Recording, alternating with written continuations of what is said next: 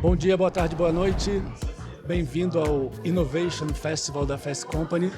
Eu sou o Rodrigo Terra, sou diretor de estratégia e negócios da Monkin e a gente está apoiando o evento a produzir conteúdo. Estou aqui hoje com a Cris Camargo, é a CEO do IAB no Brasil. Obrigado por estar aqui com a gente. É um prazer escutar a sua história. Acho que as conversas que a gente teve antes de ligar a câmera foram incríveis e a gente contar isso para o pessoal vai ser maravilhoso. Queria que você se apresentasse, por favor, e na sequência eu vou começar aquela série de perguntas legais. Tá bom. Então, bom dia, boa tarde, boa noite também, vou falar dessa forma, né? É um prazer estar aqui nesse Innovation Festival da FEST, estar com você aqui, Terra, nesse bate-papo.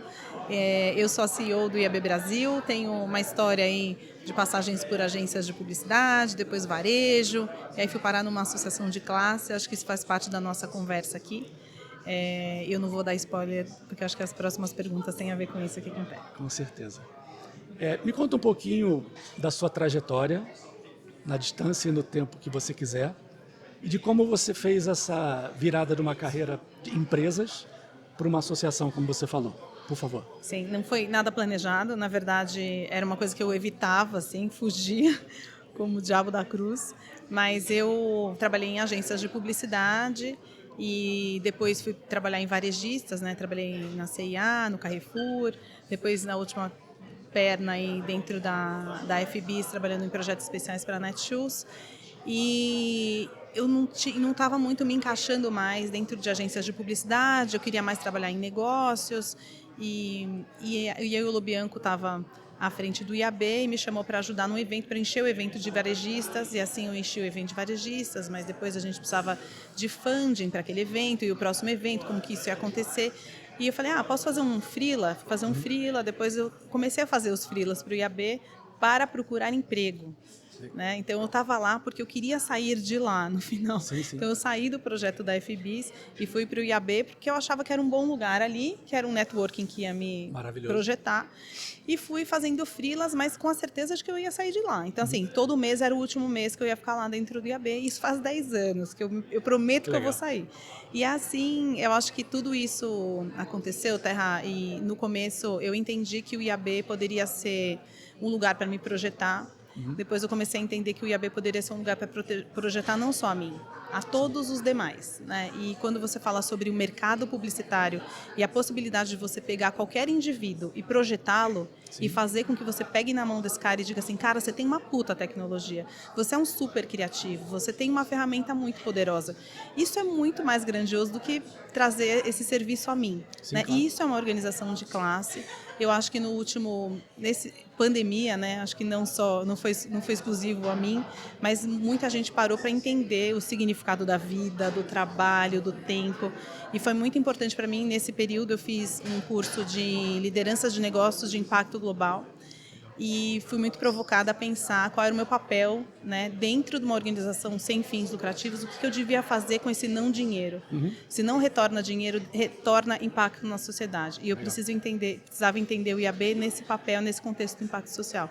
Isso foi grandioso demais e comecei a fazer com que isso fosse lido pelos outros. Né? Quando você chega no IAB para participar dessa grande comunidade de desenvolvimento da publicidade, que ela seja uma plataforma de desenvolvimento sustentável, que seja bom para os profissionais, para as pessoas, para a sociedade.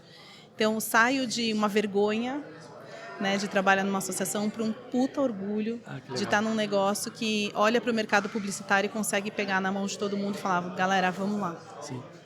Eu tenho uma curiosidade. Eu sempre acompanhei o IAB como produtor de conteúdo, eu leio bastante e me ajuda muito a estar up to date com o que acontece. Fazendo uma retrospectiva, na minha cabeça, a gente vem um pouco de um mundo mesmo que digital, que começou voltado para formatos. Então, as marcas, da mesma forma que a televisão, o jornal, impunham, de certa forma, nos formatos pré-determinados, formatos IAB,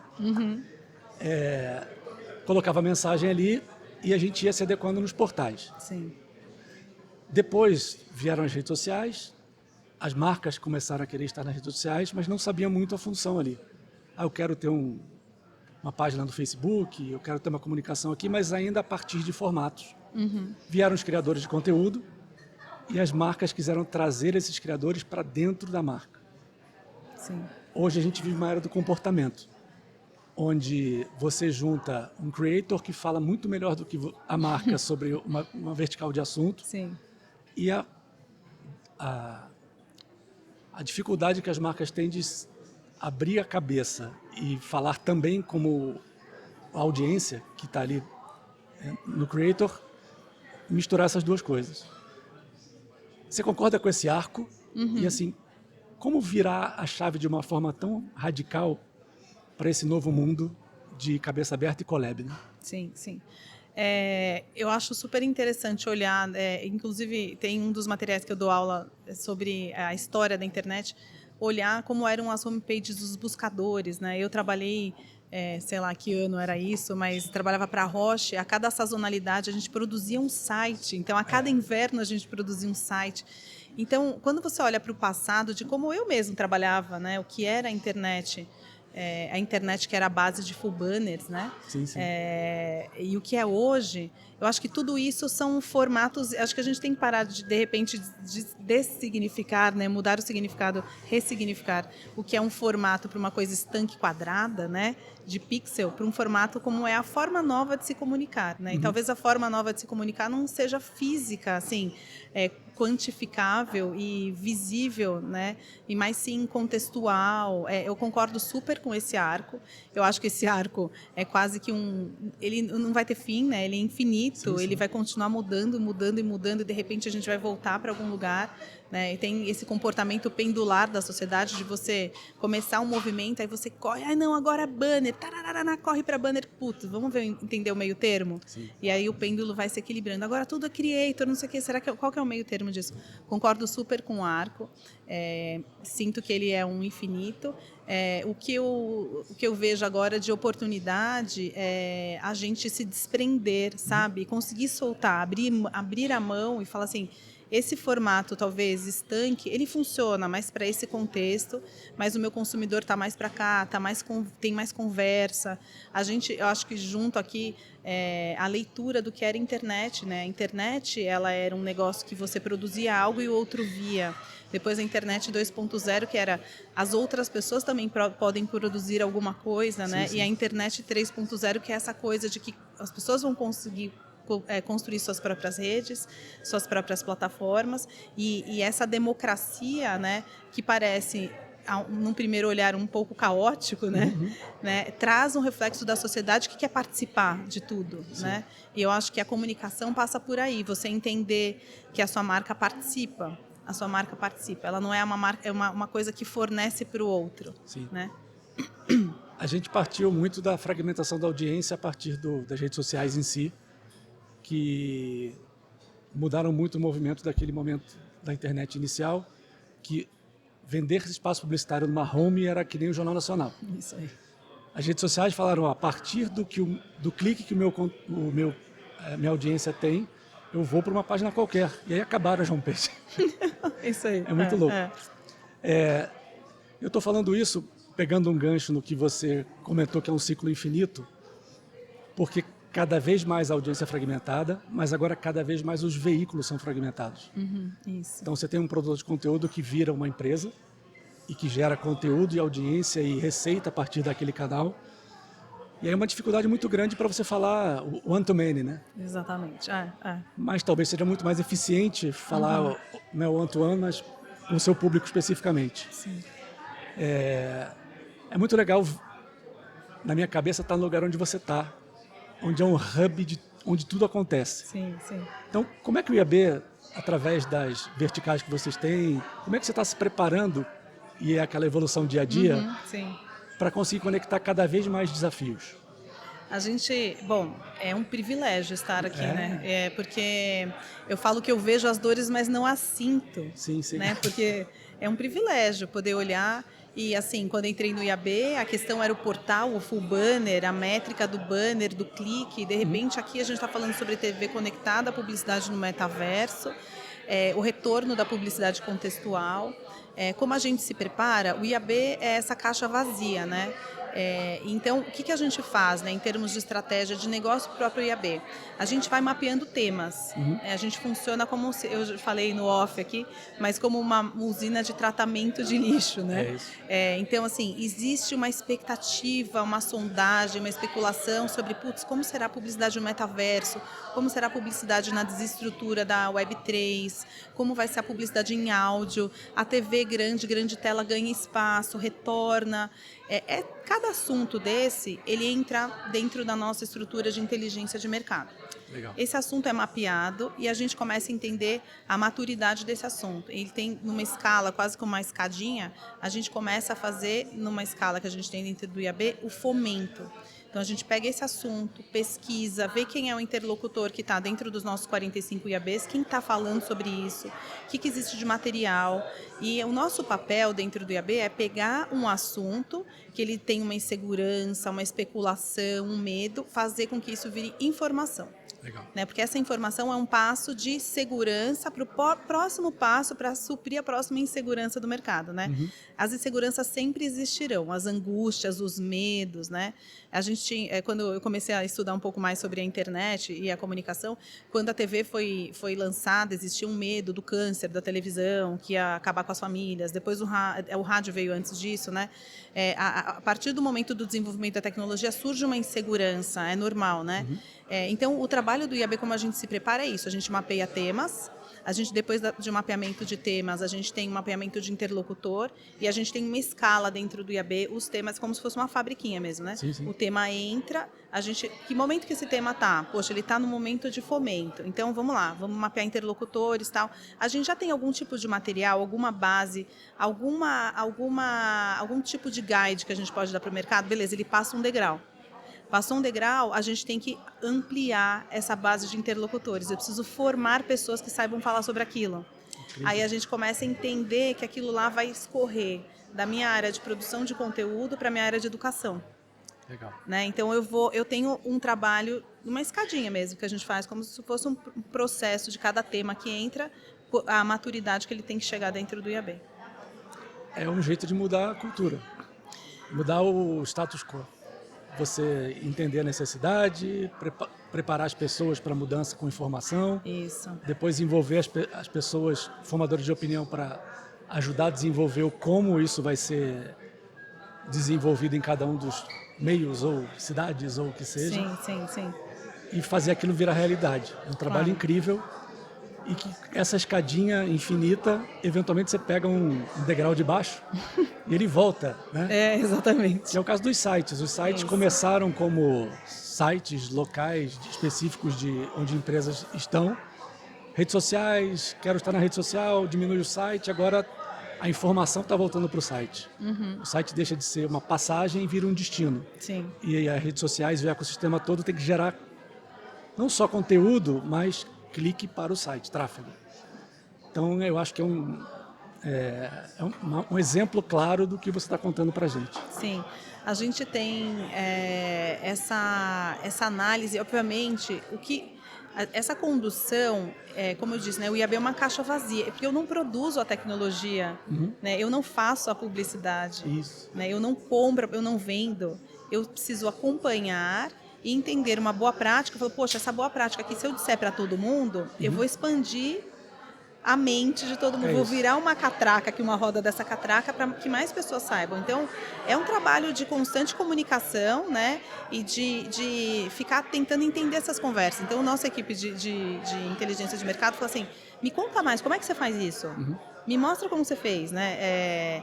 Para onde você está indo? E essas conversas, elas começam a ser expandidas, né? Meu trabalho é de expansão mesmo, né? Legal. Temos uma novidade, né? Temos, algumas. Não, mas uma específica da Cris. Sim. Me conta. Eu, nesse processo todo, como eu falei no começo aqui, eu tinha uma vergonha absoluta de trabalhar dentro de uma associação de classe, eu achava, era um alto preconceito. Depois eu comecei a pesquisar um pouco mais sobre isso e fui conhecendo pessoas que eram líderes de negócios sem fins lucrativos. Um cara da ONG, outra associação. E existia uma vergonha, assim, sabe? Você vai trabalhar na ONG?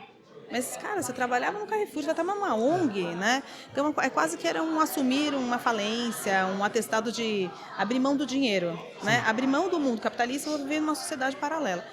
E aí fui me conectando com essas pessoas e entendendo o que era meu papel e ressignificar tudo isso, parar de ter essa vergonha. Quando eu falei, vou escrever sobre essa vergonha, vou escrever sobre como é que administrar com esse assistencialismo tóxico, que as pessoas querem te dar o que sobra, não querem te dar uma coisa de valor. Verdade. Né? Perfeito. E o seu voluntário que é voluntário, mas a hora que você aperta ele some. Sim. Né? Então eu falei, cara, eu vou começar a escrever sobre isso. Comecei a escrever lá. Bom, de repente eu tinha 60 páginas, de repente eu falei, cara, eu vou escrever um livro sobre isso. Legal. E saí me conectando com essa rede, que é uma rede de pessoas que trabalham com negócios sem fins lucrativos. E resolvi estudar sobre isso, estudar o terceiro setor, estudar os negócios de impacto, estudar como as sociedades democráticas precisam de um setor independente, que é o terceiro setor, e como as empresas que têm a necessidade do seu ESG, que está tão na moda agora, né, podem usar esse sistema do terceiro setor para o seu bem. Bom, lanço um livro hoje, que se chama A Sua Causa Merece Mais. Eu falo sobre esse orgulho que a gente precisa ter, sobre essa exigência de qualidade. Né? Eu que vim do varejo, sou dona Meta, é a dona da planilha, que eu não consigo viver sem. Por que a gente não traz esse mundo da administração, essa pegada, sabe? Para o negócio de impacto? A gestão, a gente precisa brilhar, né?